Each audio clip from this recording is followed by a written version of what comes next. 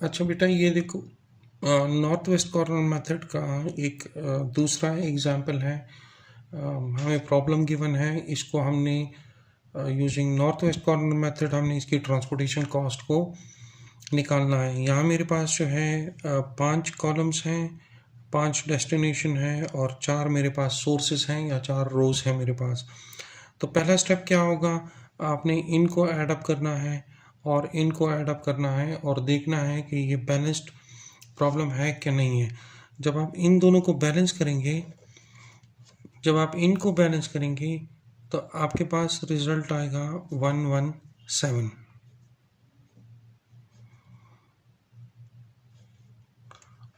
और जब आप इनको जमा करेंगे तो आपके पास रिजल्ट आएगा 95। तो आप देखिए, यहीं से आपको पता चल गया कि ये बैलेंस्ड प्रॉब्लम नहीं है।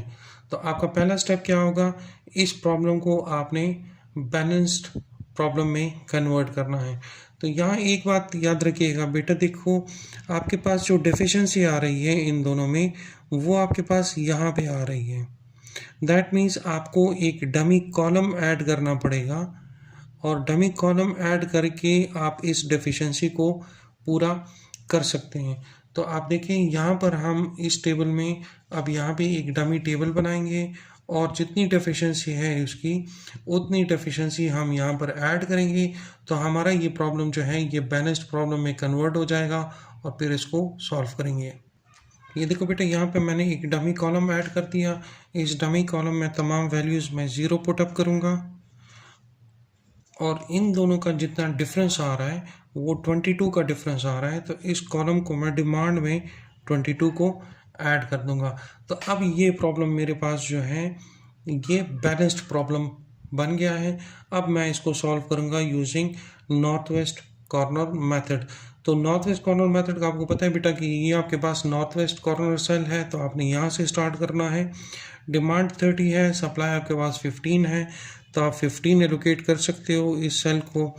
जब आप 15 एलोकेट कर दोगे तो ये 15 आपके पास 0 बन जाएगा और ये 30 जो है 15 बन जाएगा।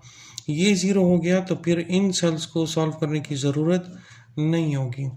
जो रिमेनिंग सेल्स हैं इनमें नॉर्थ वेस्ट आपके पास ये है, इस सेल को आप एलोकेट करोगे। डिमांड 15 है, सप्लाई 25 है, तो आप 15 इसको एलोकेट कर सकते हो।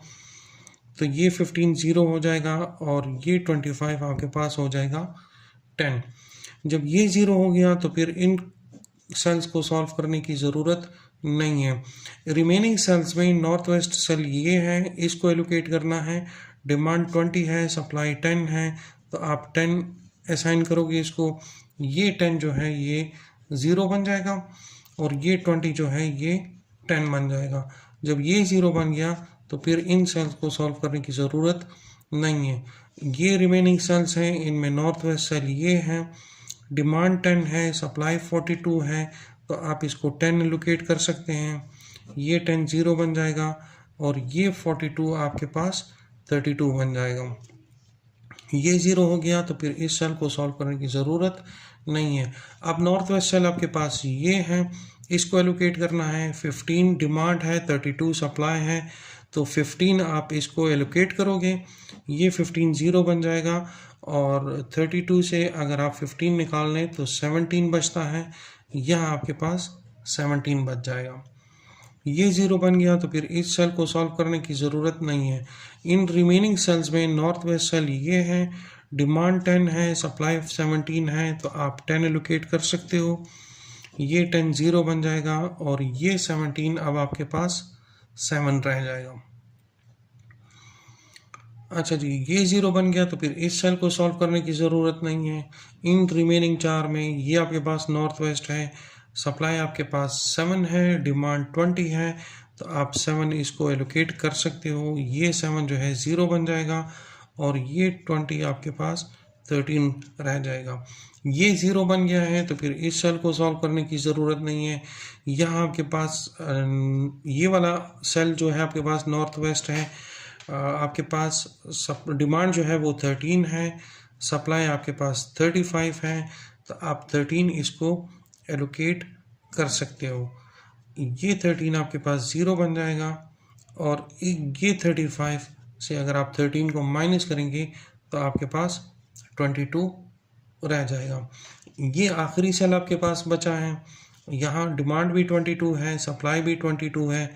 ये 22 आप इस सेल को लोकेट करोगे, ये भी 0 बन जाएगा और ये 22 भी आपके पास 0 बन जाएगा। तो आपके पास जो टोटल ट्रांसपोर्टेशन कॉस्ट बनेगी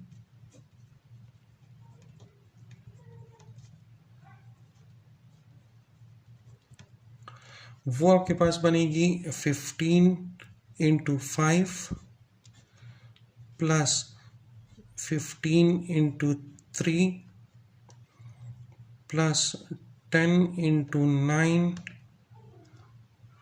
plus 10 into 2 plus 15 into 7 plus 10 into 6 plus 7 into 5 plus 13 into 9। ये करने की ज़रूरत नहीं है, 22 इंटू 0 ऑलरेडी 0 आ जाएगा। जब आप इन तमाम को कैलकुलेट कर लो फिर आपके पास रिज़ल्ट आएगा, ये बन जाएगा 547। तो टोटल ट्रांसपोर्टेशन कॉस्ट आपके पास आ गई है 547।